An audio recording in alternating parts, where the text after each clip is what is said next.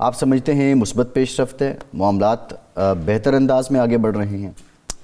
دیکھیں، حکومت کا مطالبہ تھا کہ جو کچھ بھی آپ ہم سے مانگ رہے ہیں وہ آپ تحریری طور پر پیش کریں تاکہ پھر آپ پیچھے نہ ہٹ سکیں، ہم لوگوں کو بتا سکیں جی یہ مطالبہ ہے ان کا اور اس پر عمل درآمد ممکن ہے نہیں ہے، جو بھی صورتحال ہے۔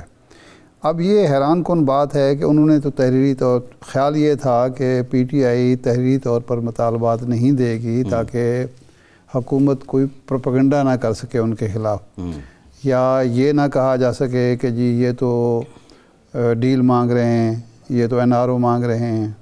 توقع یہ تھی کہ جو مطالبات سامنے آئیں کہ خاص طور پر سیاسی قیدیوں کی رہائی کے اور عمران خان کی رہائی کے، لیکن یہ جو چارٹر آف ڈیمانڈ تیار کیا گیا ہے اور جس انداز میں یہ پریزنٹ ہوا ہے اس سے لگتا ہے کہ بڑی انٹیلیجنٹلی میں تو کہوں گا کہ اس میں کوئی ایسے لیکونہ نہیں چھوڑا گیا کہ حکومت اس کو پروپیگنڈے کے لیے استعمال کر سکے، یعنی یہ کہہ سکے کہ کوئی ڈیل مانگی جا رہی ہے یا این آر او مانگا جا رہا ہے۔ اسی لیے آج جب رانا ثناء اللہ صاحب نے اور عرفان صدیقی صاحب نے پریس کانفرنس کی تو جو چارٹر آف ڈیمانڈ کی زبان تھی اس کی روشنی میں کوئی ملبہ نہیں ڈالا جا سکا عمران خان پر یا اس کی مذاکراتی ٹیم پر یا جماعت پر کہ جی آپ ہم سے یہ مانگ رہے ہیں، بلکہ اس کے برعکس یہ کہا گیا کہ جی یہ تو قابل عمل ہی نہیں ہے اور یہ تو پروپیگنڈے کے لیے۔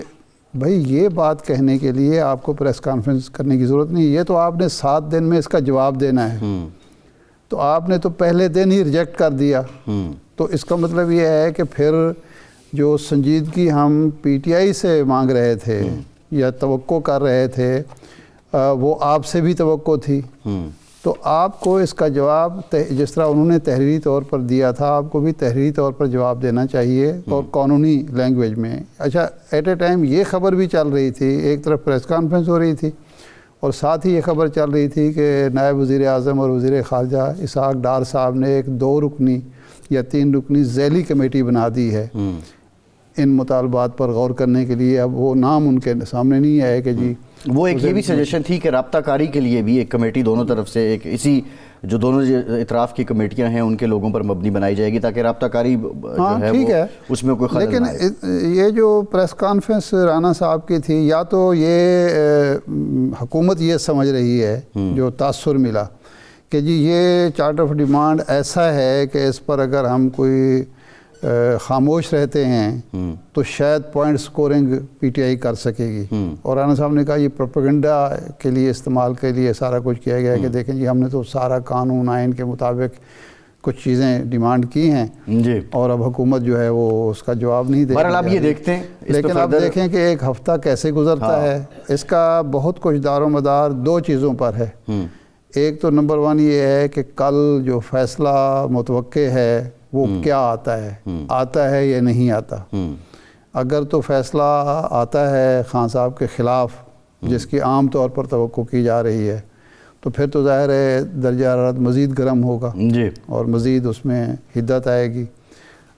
ویزا اگر اس کے برعکس آتا ہے تو وہ تو ظاہر ہے وہ تو بہت بڑا سیٹ بیک ہو جائے گا حکومت کے لیے بھی۔ لیکن ارشاد صاحب نقطہ یہ ہے کہ اس کے ساتھ جو ڈیولپمنٹ ہو رہی تھیں، بیرسٹر گوہر صاحب اور علی امین گنڈا پور صاحب انہوں نے تصدیق کی۔ بیرسٹر گوہر نے یہ بھی کہہ دیا کہ ہم نے اپنے تمام مطالبات جو ہیں وہ آرمی چیف کے سامنے رکھے ہیں۔ پھر پی ٹی آئی کی طرف سے ان مذاکرات کو ڈائریکٹ مذاکرات کا نام دیا گیا اور خوشائند بھی قرار دیا گیا جو میڈیا پہ رپورٹ ہوتا رہا ہے۔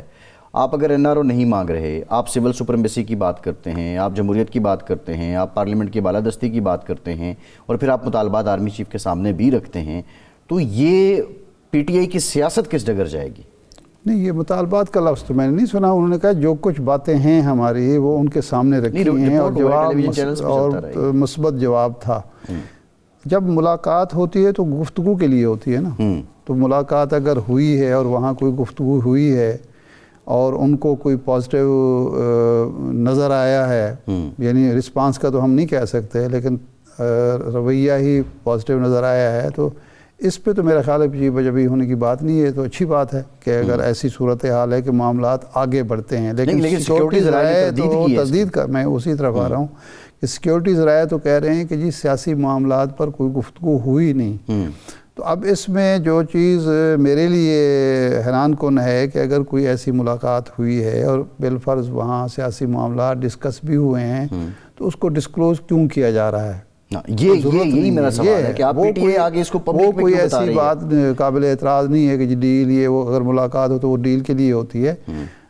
اگر ملک کا درجہ حرارت دیکھیں این آر او کیا اس وقت جو صورتحال ہے ان کی کیا این آر او مانگ رہے ہیں؟ رہائی مانگ رہے ہیں بانی پی ٹی آئی کی. اور کیا رہائی تو این آر او نہیں ہوتی. این آر او تو ہوتا ہے کہ جی فلاں جرم ہم سے سرزد ہوا ہے, ہمارے اوپر فلاں کیس ہے, وہ واپس لے لیں. یہ این آر او ہوتا ہے. جو این آر او جس کا نام این آر او دیکھیں نا, جس کا نام این آر او ہمارے ہاں یہ اصطلاح کب آئی ہے؟ نہیں ہمارے ہاں تو اور ہے نا, مشرف صاحب کے دور میں آئی نا. تو وہ جرائم تھے, سزائیں ہو چکی تھیں.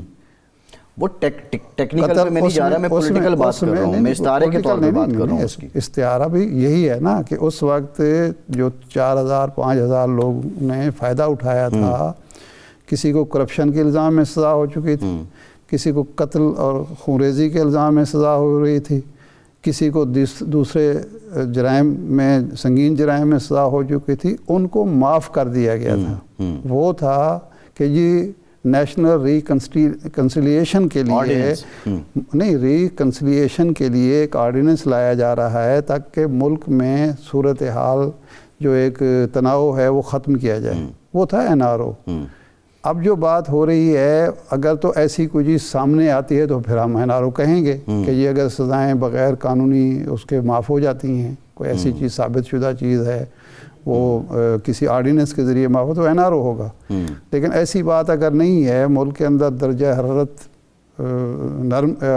نارمل کرنے کے لیے اور جو ایک غلط فہمیاں دور کرنے کے لیے کوئی ہوتی ہے تو اس کو تو این آر او نہیں کہہ سکتے. ریکنسیلیشن ہی تو ہو رہی ہے نا, مفاہمت ہی تو ہو رہی ہے. مفاہمت تو بری بات نہیں ہے نا. آپ کیا چاہتے ہیں؟ مفاہمت نہیں ہونی چاہیے. ایگزیکٹلی ہونی چاہیے. معاذرہ ہی ہونی چاہیے. میں ہرگز رانا ثناء اللہ صاحب کی بات سے اتفاق نہیں کرتا, لیکن میرا کویسچن یہ ہے کہ آپ بائی اینڈ لارج پولیٹیکلی اس سارے معاملے کو دیکھیں تو الٹیمیٹلی یہی ہے کہ بھائی ہمارا بندہ باہر نکال دیں, کوئی معافی تلافی ہو جائے, کوئی سلسلہ آگے بڑھے. آپ کے علم میں ہے کہ یہ بات ایسی بات ہوئی ہے؟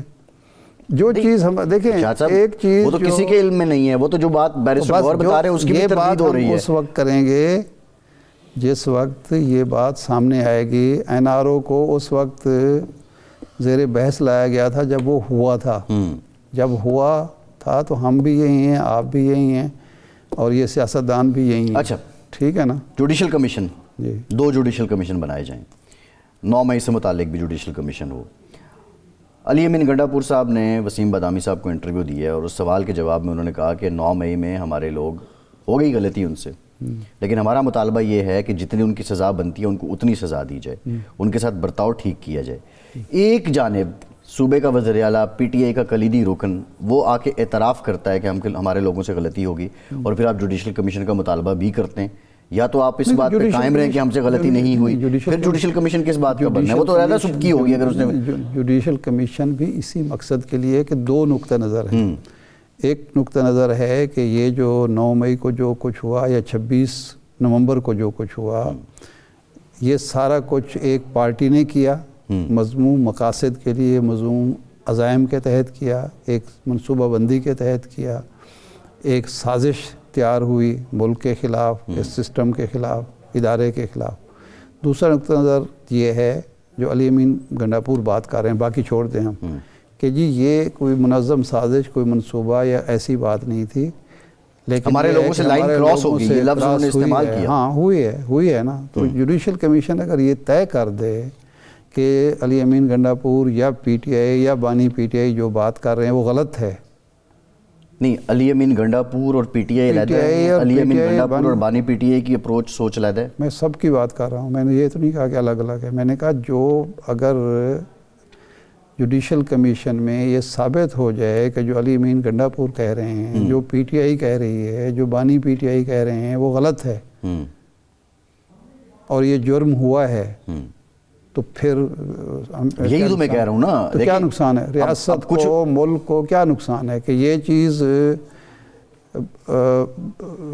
کسی شک و شبہ کے بغیر اسٹیبلش ہو جائے گی کہ ایک سیاسی جماعت یا اس کے کارکنوں نے ایک جرم کیا اور اس جرم کی ان کو سزا ملنی چاہیے، تو جو شکوک و شبہات یا جو پروپیگنڈا ون سائیڈڈ ہوتا ہے دوسری سائیڈ سے کہ نہیں جی ہم تو بڑے معصوم ہیں، ہم تو کچھ کیا ہی نہیں ہے، یا کیا ہے تو بس ایسے غلطی ہو گئی ہے، تو اب اس کو بھول جائیں یا اس کی سزا نہ دیں۔